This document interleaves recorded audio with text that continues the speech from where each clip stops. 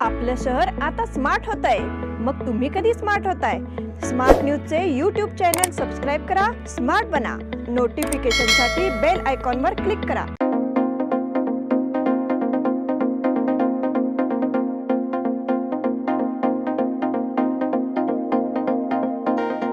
नमस्कार, मी श्वेता अंकले. स्मार्ट न्यूजच्या आजच्या बुलेटिन मध्ये आपल्या सगळ्यांचं स्वागत करते. आता एक नजर टाकूयात आजच्या ठळक घडामोडींवर. मोदींच्या विरोधातील याचिका न्यायालयाने फेटाळली. प्रज्वल प्रकरणावर भाजपचे मौन कशासाठी? माजी केंद्रीय मंत्री खासदार व्ही श्रीनिवास प्रसाद यांचे निधन. मनोज जरांगे पाटील यांचा उद्या रोड शो आणि सभा. शहर आणि उपनगरी भागामध्ये वळीव पावसाची हजेरी. पंतप्रधानांच्या सभेनंतर वाहनांच्या गर्दीमुळे चक्काजाम. माजी प्राचार्य ए घोरपडे यांना पत्नी वियोग. महादेव पाटील यांच्या प्रचारासाठी दुचाकी फेरी. सामराई अमृतसराची तयारी जोरात. तिरंगी लढतींमुळे बेळगाव कारभारात चुरस. या सगळ्या ऑफर्स मध्ये बेस्ट प्राइस भेटणार याची काय गॅरंटी? सगळेच गायब. म्हणूनच बीएससी देते लो बेस्ट प्राइस गॅरंटी.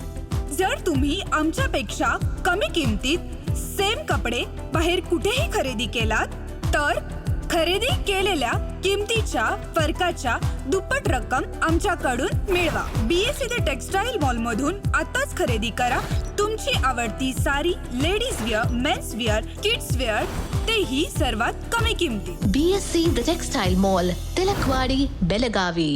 आता पाहूया सविस्तर बातम्या. लोकसभा निवडणुकीच्या प्रचारादरम्यान देवदेवता आणि धार्मिक स्थळांच्या नावावर पंतप्रधान मोदी यांनी मते मागितल्याचा आरोप करत त्यांना निलंबित करण्यासाठी निवडणूक आयोगाला निर्देश द्यावे अशी मागणी करणारी याचिका दिल्ली उच्च न्यायालयात दाखल करण्यात आली होती. मात्र ही याचिका दिल्ली उच्च न्यायालयाकडून फेटाळण्यात आली आहे. ही याचिका पूर्णपणे चुकीची असून निवडणूक आयोग या संदर्भात निर्णय घेईल असे न्यायालयाने स्पष्ट केले आहे. 9 एप्रिल रोजी उत्तर प्रदेशातील भाषणामध्ये पंतप्रधान मोदी यांनी राम मंदिर, करतारपूर साहिब कॉरिडॉर तसेच गुरु ग्रंथ साहिब यांच्या प्रती अफगाणिस्तानमधून भारतात आणल्याचा उल्लेख करत मते मागितल्याचा आरोप वरिष्ठ वकील आनंद जोंधळे यांनी केला होता. या संदर्भात त्यांनी निवडणूक आयोगात तक्रारही दाखल केली होती. तसेच पंतप्रधान मोदींना 6 वर्षांसाठी निलंबित करावे अशी मागणीही त्यांनी या तक्रारीत केली होती. प्रज्वल प्रकरणावर भाजपचे मौन कशासाठी? हसनचे खासदार प्रज्वल रेवण्णा यांनी केलेल्या महिलांवरील अन्याय प्रकरणाबाबत भाजप नेते गप्प का बसले आहेत? आपल्या सोबतीच्या पक्षातील खासदाराने केलेल्या गैरकृत्यांची जबाबदारी भाजप घेणार आहे का, असा सवाल महिला बालकल्याण मंत्री लक्ष्मी हेब्बाळकर यांनी केला आहे. माजी मुख्यमंत्री भाजप बेळगावचे उमेदवार जगदीश शेट्टर यांनी हुबळी येथील नेहा हिरेमठ हत्याकांडात प्रचंड रस दाखवला होता. त्यांनी पीडित महिलांसाठी आजही आवाज उठवावा असे आव्हान त्यांनी दिले. सोमवारी गृह कार्यालयात पत्रकार परिषदेला संबोधित करताना त्या म्हणाल्या की संबंधित प्रकरणात सरकारकडून आवश्यक ती पावले उचलली जातील. आम्ही त्यात राजकारण मिसळणार नाही. मात्र हुबळी प्रकरणात प्रचंड रस दाखवणारे भाजपचे नेते गप्प का आहेत? इथेही शेकडो महिलांवर अन्याय होत नाही का? आता तरी खासदार मंगला अंगडी यांनी मोठ्या आंदोलनाचे नेतृत्व करू द्या अशी मागणी त्यांनी केली. या पत्रकार परिषदेच्या वेळी राज्याचे उच्च शिक्षण मंत्री डॉक्टर MC सुधाकर आणि इतर मान्यवर उपस्थित होते. माजी केंद्रीय मंत्री खासदार व्ही श्रीनिवास प्रसाद यांचे निधन. चामराजनगर येथील भाजपा खासदार व्ही श्रीनिवास प्रसाद यांचे रविवारी मध्यरात्री बंगळुरूमधील एका खासगी रुग्णालयात निधन झाले. वयाच्या 76व्या वर्षी त्यांनी अखेरचा श्वास घेतला. गेल्या 4 दिवसांपासून ते ICU मध्ये दाखल होते. माजी केंद्रीय मंत्री आणि विद्यमान खासदार व्ही श्रीनिवास प्रसाद अनेक आजारांनी ग्रस्त होते. 22 एप्रिल रोजी त्यांना बंगळुरूमधील मणिपाल रुग्णालयात दाखल करण्यात आलं होतं. मल्टी ऑर्गन फेल्युअरमुळे त्यांचं निधन झालं. व्ही श्रीनिवास प्रसाद यांनी 1976 मध्ये जनता पक्षातून आपली राजकीय कारकीर्द सुरू केली.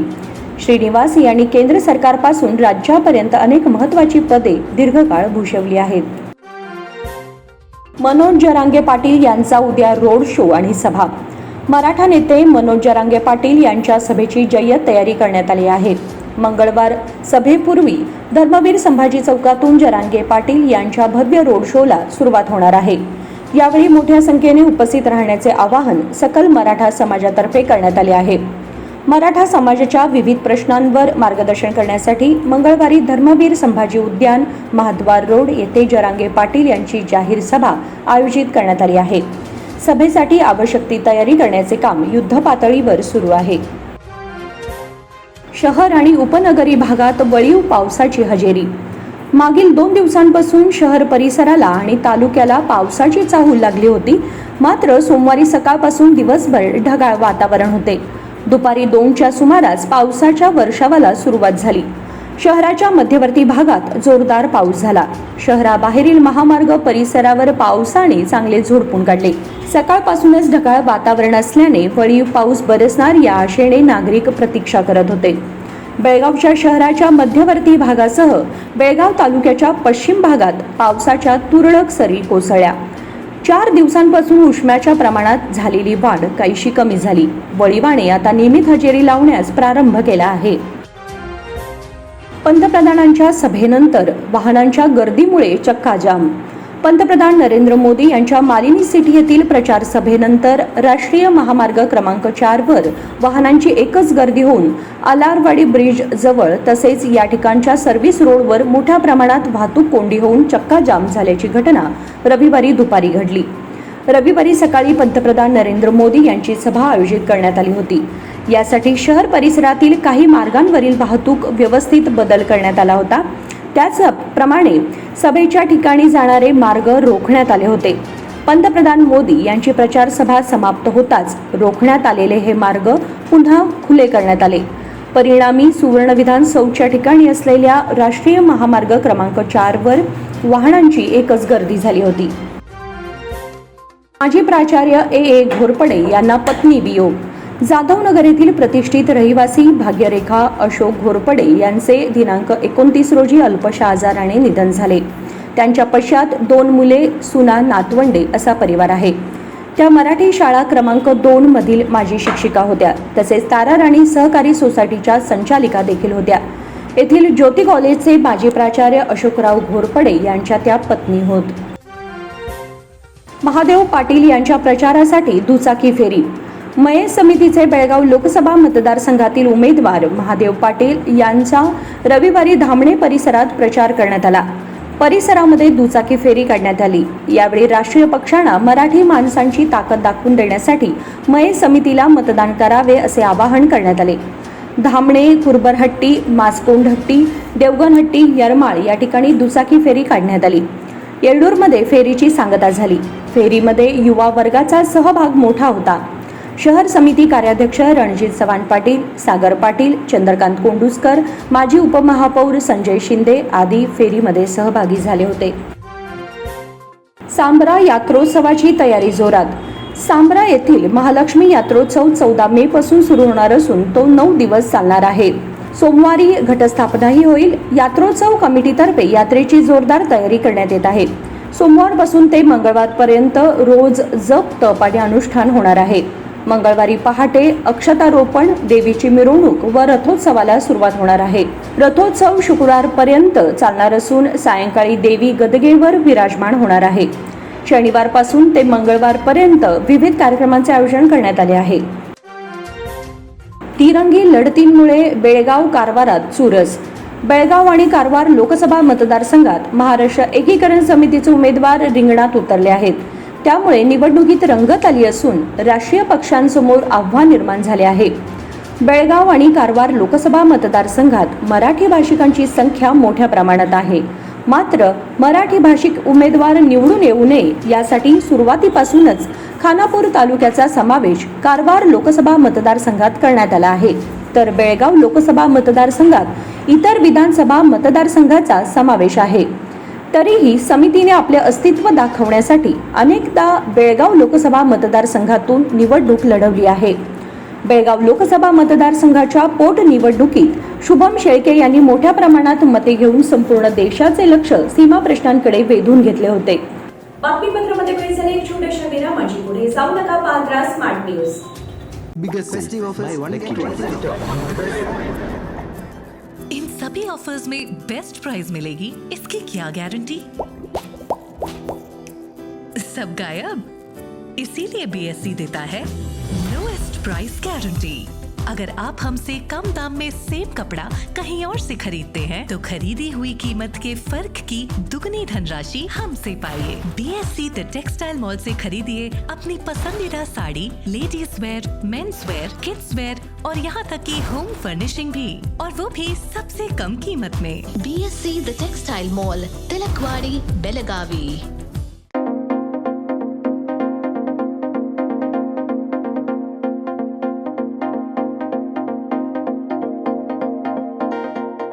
विरामानंतर तुम्हा सगळ्यांचं पुन्हा एकदा स्वागत. पाहूयात पुढची बातमी. प्रत्येक वेळी कर्नाटकात येऊन पंतप्रधान मोदी भयंकर खोटे बोलून जातात. आपल्या खोटे बोलल्यामुळे मोदींनी पंतप्रधान पदाची प्रतिष्ठा घालवली आहे.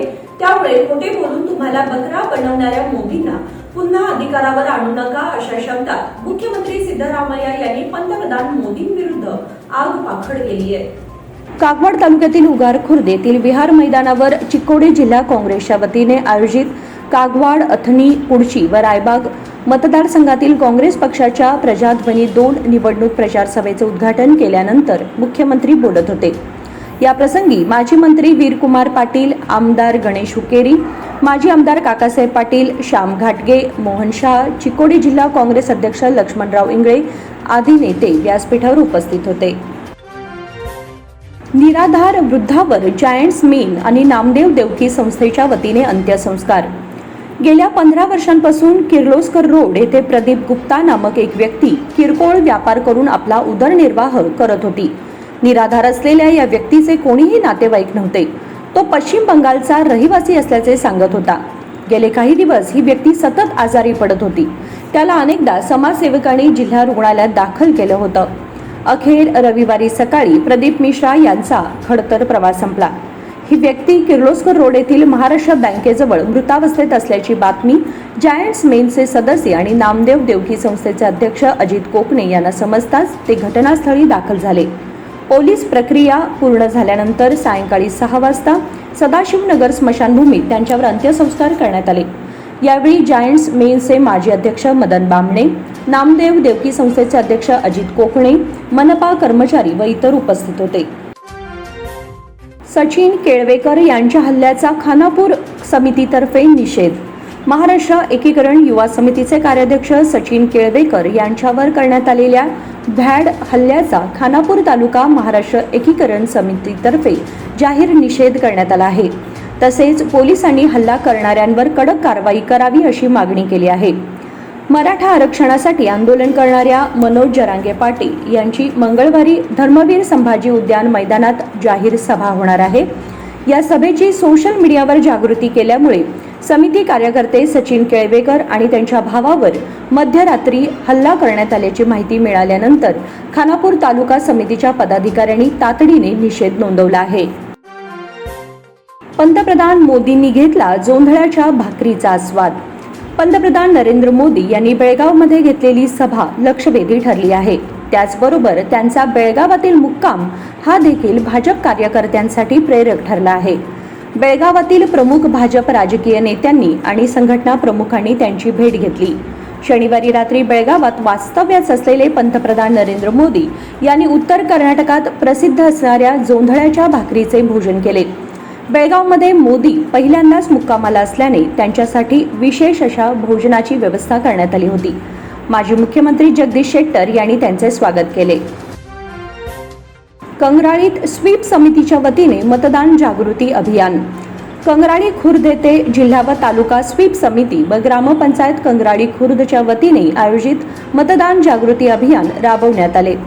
मराठी शाळेच्या क्रीडांगणावर झालेल्या तालुकास्तरीय कार्यक्रमात सुरुवातीला पंचायत विकास अधिकारी गोपाळ नाईक यांनी कार्यक्रमाचा उद्देश सांगितला. मान्यवरांना मराठी शाळेतील शिक्षकांच्या हस्ते सन्मानित करण्यात आले.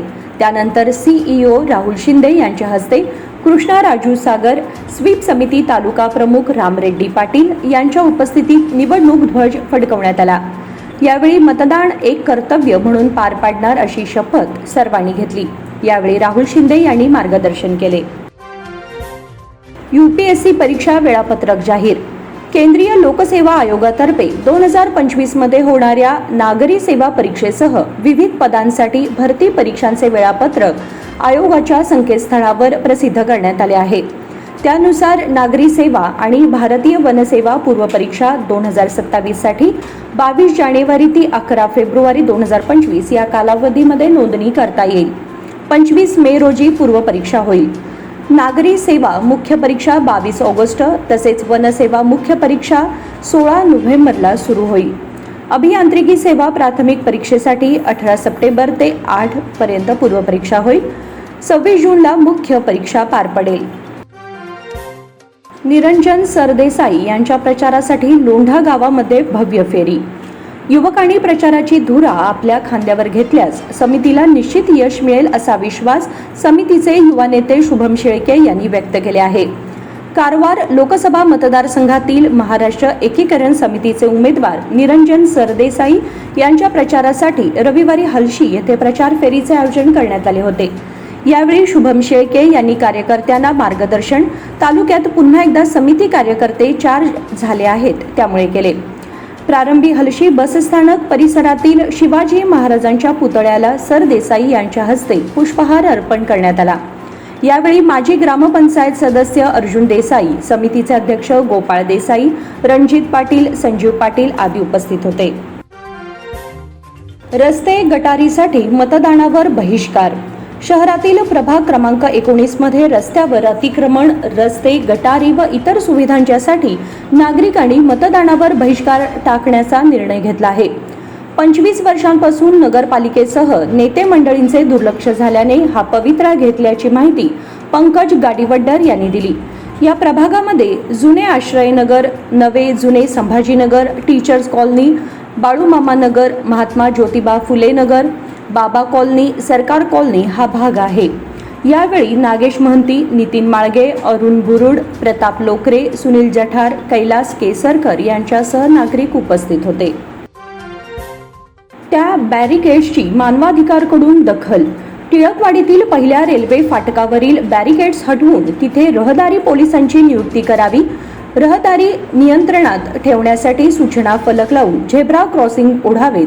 तसेच कार्यवाहीबाबतचा अहवाल 1 जुलै 2024 पर्यंत सादर करावा अशी सूचना राज्य मानवाधिकार आयोगाने पोलीस आयुक्त याहा मार्टिन मार्वेन्यांग यांना केली आहे. रेल्वे फाटकाजवळील बॅरिकेड्स विरोधात गेल्या अनेक वर्षांपासून आंदोलन केले जात आहे. याबाबत पंतप्रधानांसह विविध ठिकाणी तक्रार करण्यात आली आहे. मात्र आंदोलनांची अद्यापही दखल घेण्यात आलेली नाही. त्यामुळे आंदोलक सुभाष घोलप यांनी 10 फेब्रुवारी रोजी राज्य मानवाधिकार आयोगाकडे केली होती. त्याची दखल घेऊन आयोगाने पोलीस आयुक्तांशी पत्रव्यवहार केला आहे. पोस्टल मतदानासाठी तहसील कार्यालयात केंद्र. निवडणूक कामात व्यस्त असलेल्या सरकारी कामासाठी पोस्टल मतदानाची सोय आहे. 1 ते 3 मे पर्यंत पोस्टल मतदान करता येणार असून त्यासाठी जिल्हाधिकारी आणि चिकोडीतील तहसील कार्यालयात सोय करण्यात आली आहे. लोकसभा निवडणुकीच्या कामात व्यस्त असलेल्या सरकारी कर्मचाऱ्यांना मतदानाचा हक्क बजावता यावा यासाठी पोस्टल मतदानाची सोय आहे. बेळगाव लोकसभा मतदारसंघातील सरकारी जिल्हाधिकारी कर्मचाऱ्यांसाठी कार्यालयातील तळमजल्यावरील धर्मादाय विभागात केंद्र उभारण्यात आले आहे. तर चिकोडी मतदारसंघातील कर्मचाऱ्यांसाठी तहसील कार्यालयात केंद्राची सोय केली आहे असे निवडणूक अधिकाऱ्यांनी पत्रकाद्वारे कळवले आहे. भारताचा बांगलादेशवर विजयी सलामी. भारतीय महिला संघाने दमदार कामगिरी करताना यजमान बांगलादेशचा पहिल्या T20 लढतीत 45 धावांनी पराभव केला. यासह 5 T20 सामन्यांच्या मालिकेत भारताने 1-0 अशी आघाडी घेतली आहे. बांगलादेशच्या फलंदाजीला खिंडार पाडणारी वेगवान गोलंदाज रेणुका सिंग सामनावीर ठरली. प्रथम फलंदाजी करत भारताने 20 षटकात 7 बाद 145 धावा केल्या. यानंतर बांगलादेशला 20 षटकात 8 बाद 101 धावांवर रोखत भारतीयांनी बाजी मारली. रेणुकाने 18 धावांमध्ये 3 फलंदाज बाद करत प्रभावी मारा केला. पूजा वस्त्रकारने 2 तर श्रेयांका पाटील, दीप्ती शर्मा आणि राधा यादव यांनी प्रत्येकी 1 बळी घेतला. कर्णधार निगर सुलतानाने 48 चेंडूमध्ये 5 चौकार व 1 षटकारासह 51 धावांची खेळी करत एकाकी झुंज दिली. त्याआधी भारतीय फलंदाजांनी सांघिक कामगिरी करत समाधानकारक मजल मारली. T20 विश्वचषक स्पर्धेसाठी न्यूझीलंडचा संघ जाहीर. IPLच्या 17व्या हंगामाचा थरार संपताच T20 विश्वचषकाचा थरार रंगणार आहे. वेस्ट इंडिज आणि अमेरिकेच्या धर्तीवर क्रिकेटच्या सर्वात लहान फॉर्मॅटचा विश्वचषक खेळवला जाणार आहे. यासाठी न्यूझीलंडने आपला संघ जाहीर केला असून पुन्हा एकदा केन विल्यमसनच्या नेतृत्वात किवी संघ मोठ्या व्यासपीठावर खेळताना दिसणार आहे. न्यूझीलंडने 15 सदस्यीय संघाची घोषणा केली आहे. खरं तर विल्यमसन 6व्यांदा विश्वचषक खेळणार आहे. न्यूझीलंडने पुन्हा एकदा अनोख्या पद्धतीने संघ जाहीर केला. यापूर्वी वन डे विश्वचषकासाठी आपल्या संघाची घोषणा करताना क्रिकेटपटूंची मुले, पत्नी आणि प्रेयसी दिसल्या होत्या. आता 2020 विश्वचषकासाठी संघ जाहीर करतानाही न्यूझीलंड क्रिकेट बोर्डाने एक नवीन प्रयोग केला. यावेळी मटिल्डा आणि ऑंगस या 2 मुलांनी संघ जाहीर केला.